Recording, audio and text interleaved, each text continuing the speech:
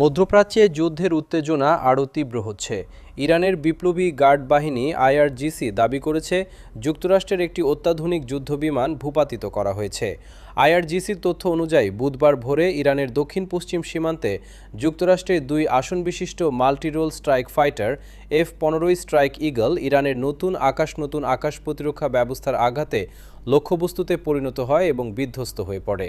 এর আগে 28 ফেব্রুয়ারি ইরানের সর্বোচ্চ নেতা আয়াতুল্লাহ সাইয়েদ আলী খামেনি সহ শীর্ষ সামরিক কর্মকর্তা ও বেসামরিক নাগরিকদের হত্যার পর যুক্তরাষ্ট্র ও ইসরায়েল ইরানের বিরুদ্ধে বড় ধরনের সামরিক অভিযান শুরু করে বলে দাবি করা হয়েছে।